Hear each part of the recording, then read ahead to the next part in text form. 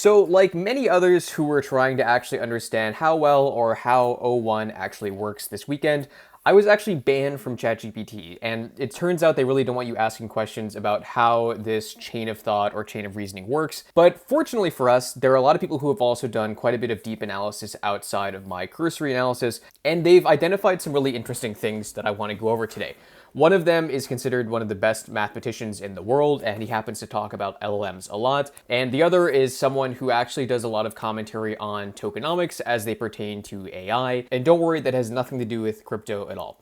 So welcome to AI Flux, let's get into it. So first, I want to get into some really interesting information that's been uncovered by Aidan McLeod. And I like a lot of what he writes about because he breaks down some core concepts of LLMs and then also talks about kind of realistic terms of using them at scale. And usually what this comes down to is cost per token and then how many tokens different models actually used based on certain prompts. And you would think that with chain of thought, which basically is just an LLM doing more work before it calls kind of the core attributes of the LLM, you'd think that it would be using more tokens. And curiously, when comparing the preview and the sort of official release, especially looking at O1 Mini, it actually looks like Mini does not reason longer than the preview, and Mini's responses aren't actually longer when it's reasoning.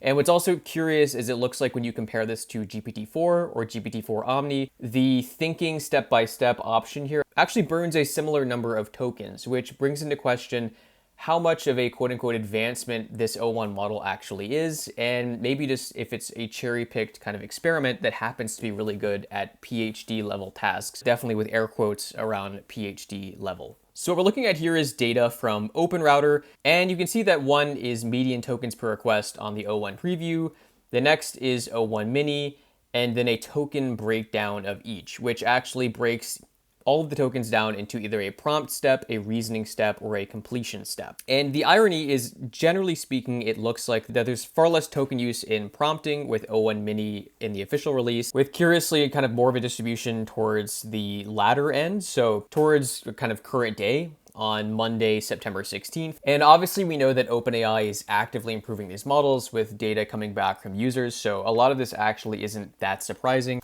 but it's curious to see the performance change as much as it's had. And it gets even more interesting when you look at OpenRouter's data that Aidan is actually visualizing with Datadog, which is pretty interesting. And basically his assumption that OpenAI is basically just using best of O1 Mini, which makes sense given where they're selecting tokens and how they're being used. But there are questions as to how much this actually will impact the future model. And what I mean by best of in is when it's actually selecting tokens to use in inference, which is why GPT-4 thinking step by step will burn a similar number of tokens to O1, since effectively O1 is still GPT-4 under the hood, just with a few more steps before it actually gives you an answer that it's confident of and how it defines confidence in that model. And basically this means that O1, the official release, and the O1 preview are probably fundamentally different models based on this behavior. And it's important to say that O1 Mini basically uses around half the number of tokens of the full O1 release, with efficiencies that are clearly a bit more than 2x of the full model. And one thing that I really liked that I've also noticed before my account was banned from G4ID was that there is sort of a burstiness to O1 Mini's responses that you don't get with the full model. It sort of comes in fast and then slows down, and this would be behavior that you'd expect with Coat or a best of in selection kind of technique. Basically, where there's certain prompts that it really already knows what it wants to do, and there are others where it wants to think quite a bit more. And what's cool though is with O1 Mini, this is basically always operating at least, 1.5x human reading speed and never really gets below that, which is quite cool just in terms of a user interaction kind of flow. But again, this is based on what OpenAI gives us back from the API in terms of raw data. So there is a likelihood this will change and continue to evolve as time goes on. Now, the most interesting thing that came out this weekend was Terrence, who's one of the most famous mathematicians in the world, giving his comments on O1 in comparison to GPT-4, where he succinctly said, although this model is really impressive, this was clearly an improvement over previous models whose capability was closer to an actually incompetent graduate student, though it may only take one or two further iterations of improved capability and integration with other tools, focusing on computer algebra packages or proof assistance, until the level of a, quote, competent graduate student is reached. So O1 is not there yet,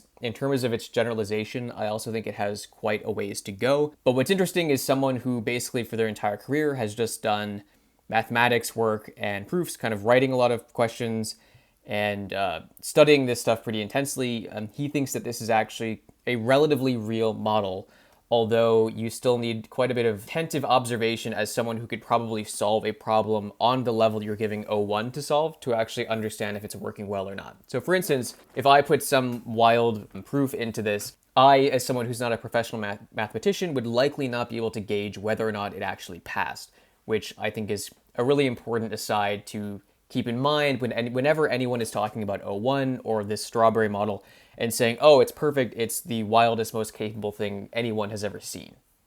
And what's really interesting is Tao supplied a bunch of experiments you can actually open if you have an OpenAI account. So he backed up every single example here with a actual interaction with OpenAI's O1. One interesting thing he said is that he was not able to actually get or even force O1 to come up with creative, sort of novel approaches to relatively straightforward problems, which, although it could prove up a solution or it could reach a solution, it was not necessarily reaching new solutions. And he was basically blaming this on the model just not having enough mathematics background to actually draw from, and specifically that it hadn't been trained on what is called a math theorem prover. Now, theorem provers are really complicated in their own right, and I could make an entire video about these because I worked with these quite a bit in college. But theorem provers are basically similar to compilers in that they work with languages that are, quote, that are kind of provably correct. So if you were going to write something like a flight controller or software that was going to go on a pacemaker,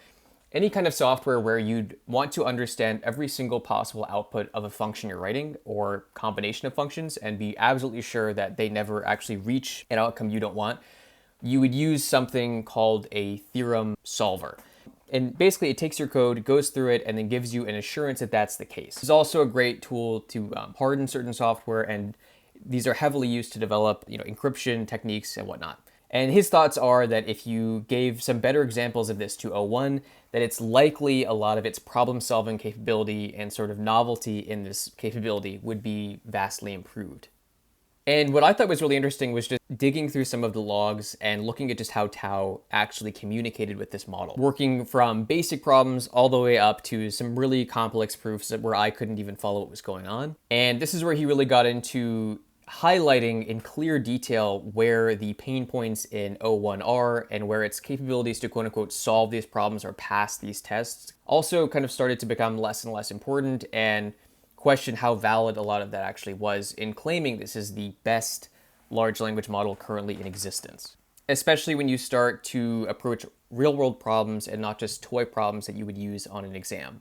And one of the more interesting kind of infrastructure-based comments that Terrence made is he said that he sees a potential of open source models playing an important role as the GPU-rich players hit limits, which implies there's a need to still improve one's skill in building specialized, smaller models for various domains, with the idea that those wouldn't all be coming from a single source or a single monolithic model. And one thing that I think is cool with this research, and again, with certain closed box engineering from OpenAI, is it gives us a sense of what generalized massive models can actually do, even with mixture of experts. And what's interesting is the information we've been given and the evidence that we're starting to observe at scale is that distributed small specific models that are not necessarily deployed in mixture of experts is likely the path we're going to see happen. Because even with the amount of data that OpenAI has, and even with their mechanisms and infrastructure they use to generate their own data synthetically, yes, they have the largest models. Yes, they in theory have the most powerful generalized models. But the thing is, there are still approaches that they, even if OpenAI hired thousands of engineers, there are approaches that they would not necessarily think of or roads they would not necessarily go down that might unlock wins and improvements in open source that then trickle up into other areas. So the cross-pollination of this field is getting really interesting because it's showing that you can't necessarily just buy all the engineers, put them in one place, and then say, oh, well, no one will ever compete with us ever again because we have the best thing. That is simply not what the industry is looking like currently, which I think is really cool because it means that, yes, as impressive as this is, some of the best mathematicians in the world still see a lot of hope in the GPU poor and people with just a few 3090s or 4090s doing interesting work in their own like home office, which I think is really cool. And I'm also excited to get into some content showing why smaller GPUs are still, in a lot of cases, a better win, even compared with value and speed compared to really expensive data center GPUs. So keep an eye out for that video a little bit later this week. So what do you guys think? I mean, obviously, there's a lot of data here. There's a lot of evidence here. I'll link to Terrence Tao's Mathstodon, which is where he actually shares a lot of his work directly, where you can go through all of his examples. But what do you think? Do you like O1? Do you think that the official release is significantly better or different than the preview? Are you curious about the tokenomics of these relative to other closed source models for something you want to build a product with or an application with? Let me know in the comments below. I'm always curious to see those. So as always, I hope you guys learned something. If you like our content, please like, subscribe, and share, and we'll see you in the next one.